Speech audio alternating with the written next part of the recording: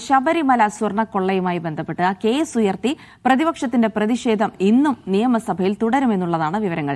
ചോദ്യോത്തരം മുതൽ പ്രതിഷേധം സംഘടിപ്പിക്കാനാണ് പ്രതിപക്ഷത്തിന്റെ തീരുമാനം. അടിയന്തര പ്രമേയത്തിന് നോട്ടീസ് കൊടുക്കാതെയാണ് പ്രതിപക്ഷം ചോദ്യോത്തരവേള മുതൽ പ്രതിഷേധം സംഘടിപ്പിക്കുന്നത്. പ്രതിപക്ഷ പ്രതിഷേധം തുടരുന്നതിനാൽ ഈ സർക്കാരിന്റെ അവസാന സഭാ സമ്മേളനം ഇന്ന് അവസാനിപ്പിക്കും. വിജിൻ വായാന്തോട് വിവരങ്ങൾ നൽകും. വിജിൻ, ഇന്നലെ നമ്മൾ കണ്ടതാണ് പ്രതിഷേധത്തോടുകൂടെ തുടങ്ങിയ ചില വാക്പോരുകളൊക്കെ സഭയിലുണ്ടായിരുന്നു. സ്വാഭാവികമായിട്ടും ഇന്നും സഭാ നടപടികളോട് സഹകരിക്കാതെയുള്ള പ്രതിഷേധം പ്രതിപക്ഷം തുടരും. മാർച്ച് 19 വരെ നിശ്ചയിച്ചിരുന്നു ഈ നിയമസഭാ സമ്മേളനം. പക്ഷേ അത്രയൊന്നും ഉണ്ടാവില്ല. ഇന്ന് തന്നെ അവസാനിപ്പിക്കാനുള്ള നീക്കങ്ങൾ ഇന്ന് സഭയിൽ എന്തൊക്കെ പ്രതീക്ഷിക്കണം വിജിൻ? ജിൻസി, ജനുവരി 20 ആരംഭിച്ച നിയമസഭാ സമ്മേളനമാണ് ഇന്ന് അവസാനിപ്പിക്കാൻ പോകുന്നത്.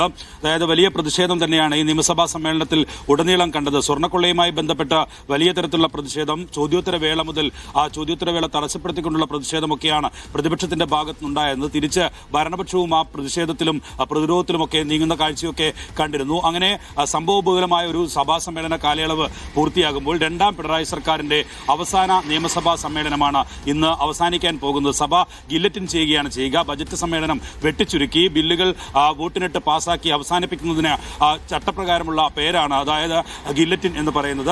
ആ ഗില്ലറ്റിൻ ചെയ്യാനുള്ള തീരുമാനം ഇന്നലെ തന്നെ എടുത്തിരുന്നു. കാര്യോപദേശക സമിതി അത്തരത്തിൽ ഗില്ലറ്റിൻ ചെയ്ത് പോകാമെന്നുള്ള നിർദ്ദേശം ധാരണയുമൊക്കെ എത്തുകയായിരുന്നു. എന്തായാലും അതിന്റെ അടിസ്ഥാനത്തിൽ ഇന്ന് നിയമസഭാ നടപടികൾ പൂർണ്ണമായും അവസാനിപ്പിക്കും എന്നുള്ളതാണ് മനസ്സിലാക്കാൻ കഴിയുന്നത്. എന്തായാലും ഈ പ്രതിഷേധം ഇന്നും തുടരുമെന്ന കാര്യത്തിൽ സംശയമില്ല. പ്രതിപക്ഷ നേതാവിന്റെ ജാഥ ഇപ്പോഴും നടന്നുകൊണ്ടിരിക്കുകയാണ്. അതുകൊണ്ട് പ്രതിപക്ഷ നേതാവ് വി.ഡി. സതീശൻ നിലവിൽ നിയമസഭാ സമ്മേളനത്തിൽ പങ്കെടുക്കുന്നില്ല.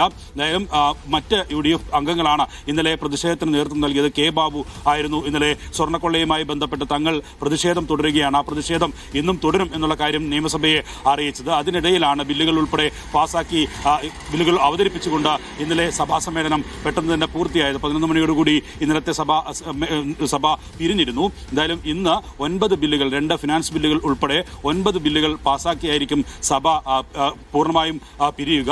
അതിലേറ്റവും പ്രധാനപ്പെട്ട ബില്ലെന്ന് പറയുന്നത് നേറ്റിവിറ്റി കാർഡുമായി ബന്ധപ്പെട്ട ബില്ലാണ്. ഇന്നലെ മന്ത്രി കെ രാജനാണ് നേറ്റിവിറ്റി കാർഡ് ബില്ല് നിയമസഭയിൽ അവതരിപ്പിച്ചത്. അക്കാര്യത്തിൽ കൂടുതൽ ചർച്ചകളിലേക്ക് പോകില്ല. സബ്ജക്ട് കമ്മിറ്റിക്ക് ഇന്നലെ തന്നെ ബില്ല് വിട്ടിരുന്നു. അതിനുശേഷം ഇന്ന് അത് പാസാക്കി നിയമസഭ ഈ 9 ബില്ലുകളും പാസാക്കിയായിരിക്കും നിയമസഭ പിരിയുക. ഈ സഭാ സമ്മേളനത്തിൽ 140 അംഗ സഭയിൽ അതിൽ 3 അംഗങ്ങൾ നിലവിലില്ല എന്നുള്ളതാണ്. അതിൽ ഒന്ന് കാനത്തിൽ ജമീല മരിച്ചതുമായി ബന്ധപ്പെട്ട ഒഴിവ് നിലവിൽ നിൽക്കുന്നുണ്ട്. ഒപ്പം തന്നെ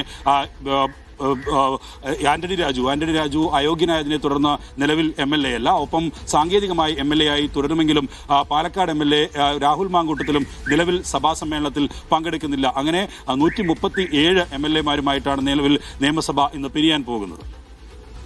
ശരി, അങ്ങനെയാണെങ്കിൽ നിയമസഭാ സമ്മേളനം വെട്ടിച്ചുരുക്കി ഇന്ന് പിരിയും. ഇന്നിപ്പോൾ നടപടികൾ തുടരുമ്പോൾ പ്രതിപക്ഷം പതിവുപോലെ തന്നെ നിസ്സഹകരണവുമായി മുന്നോട്ട് പോകാനുള്ള തീരുമാനത്തിൽ തന്നെയാണ്. ശബരിമല സ്വർണ്ണക്കൊള്ളയുമായി ബന്ധപ്പെടുത്തി വിവരങ്ങളാണ് വിജിൻ വായന്തോട് നൽകിയത്.